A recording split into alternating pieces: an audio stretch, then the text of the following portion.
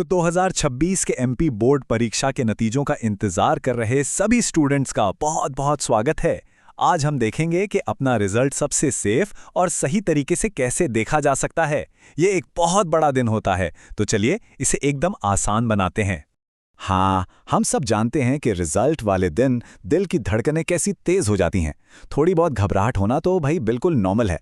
इसीलिए आज हम ये पक्का करेंगे कि बिना किसी गलती या किसी ऑनलाइन फ्रॉड के रिजल्ट आराम से देख पाएं। तो इंतजार की घड़ियां अब खत्म। महीनों की जो दिन रात की मेहनत थी, अब उसका स्कोर कार्ड देखने का टाइम आ गया है।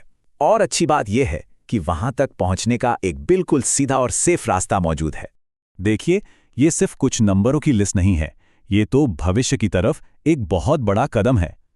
हर स्टूडेंट इस पल का बेसब्री से इंतजार करता है और इसीलिए ये जानना बहुत जरूरी है कि इसे सही तरीके से बिना किसी परेशानी के कैसे एक्सेस किया जाए।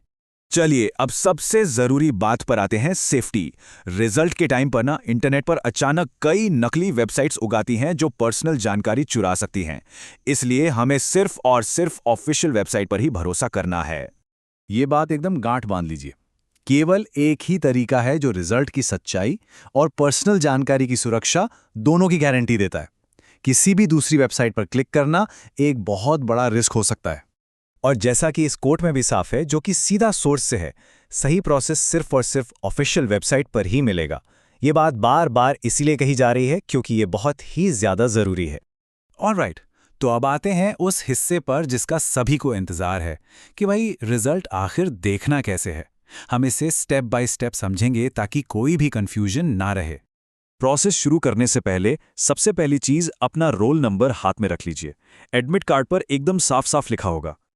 और हाँ, रोल नंबर के साथ साथ एप्लीकेशन नंबर की भी जरूरत पड़ेगी। ये भी एडमिट कार्ड पर ही मिल जाएगा। ये दोनों चीजें बहुत जरूरी हैं, तो इन्हें पहले से ही निकाल कर रख लें तो अच्छा है। तो ये रहे वो आसान से स्टेप्स। सबसे पहले सिर्फ ऑफिशियल वेबसाइट पर जाएं।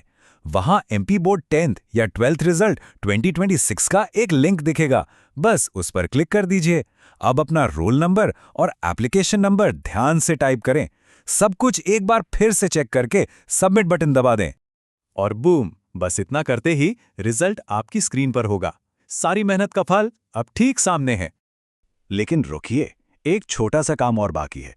रिजल्ट देखने के जोश में एक और जरूरी स्टेप भूल मत जाइएगा।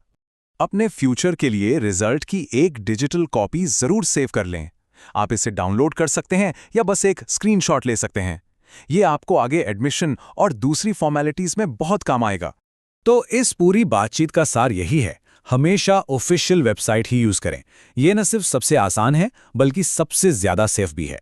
ये जानकारी सीधे सोर्स से है, इसलिए इस पर आंख बंद करके भरोसा किया जा सकता है। तो रिजल्ट अब हाथ में है। अब ये सोचने का टाइम है कि आगे क्या। ये रिजल्ट भविष्य के लिए कई नए रास्ते खोलेगा। तो अगला कदम क्या होगा, इस पर सोचिए और आने वाले कल के लिए ढेर सारी शुभकामनाएं।